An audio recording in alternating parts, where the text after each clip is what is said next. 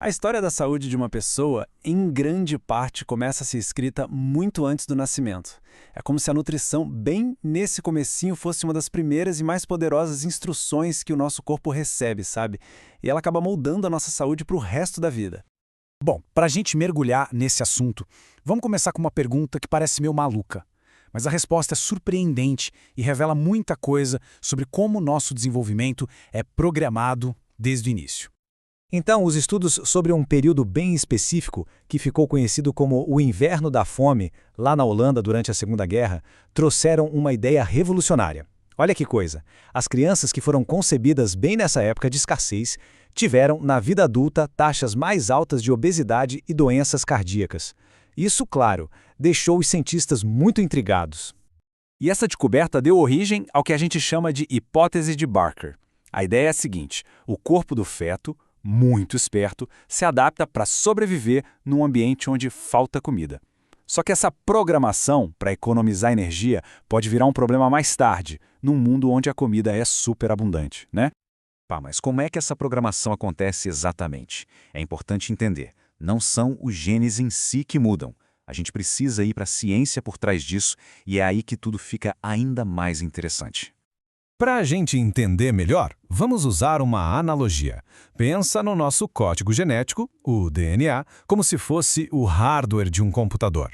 É a estrutura física, a base, que tem todas as nossas informações genéticas. E aí que entra o epigenoma. Se o DNA é o hardware, o epigenoma é o software.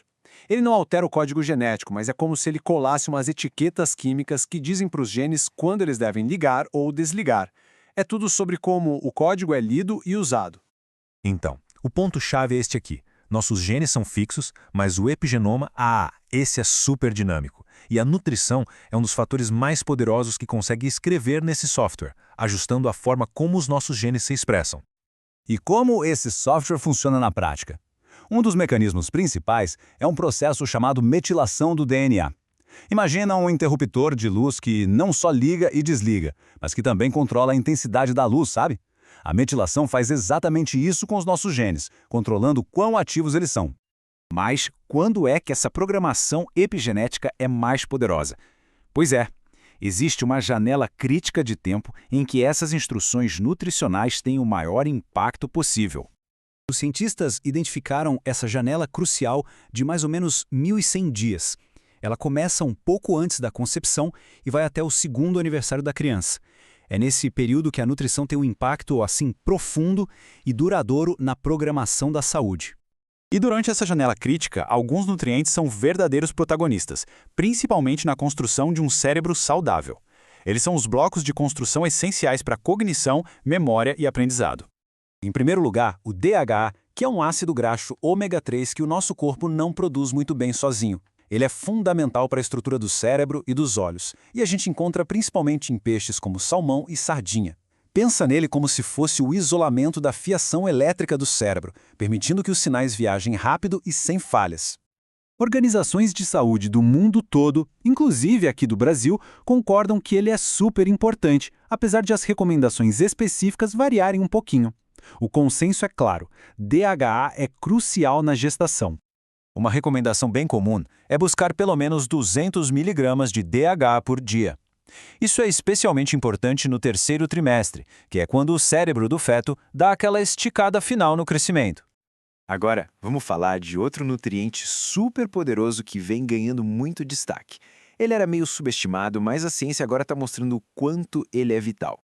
A colina é vital. Ela ajuda a construir a arquitetura do cérebro e os sistemas de comunicação. Ela participa da formação das células cerebrais e está diretamente ligada aos processos de memória e atenção.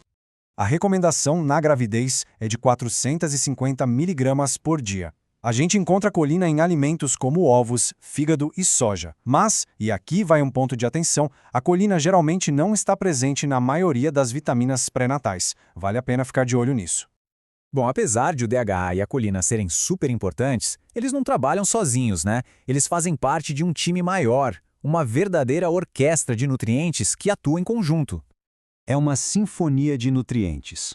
E não só isso, fatores como o microbioma intestinal da mãe também entram nessa conta, criando um ambiente perfeito para um desenvolvimento saudável. A saúde do intestino materno, por exemplo, pode influenciar diretamente o desenvolvimento cerebral e imunológico do feto. E então, o que a gente tira de lição de toda essa ciência incrível? O que tudo isso significa na prática, no fim das contas? A mensagem principal aqui é de empoderamento, de oportunidade e não de pressão. Não é sobre ser perfeito, mas sim sobre entender que pequenas escolhas podem ter um impacto positivo gigantesco.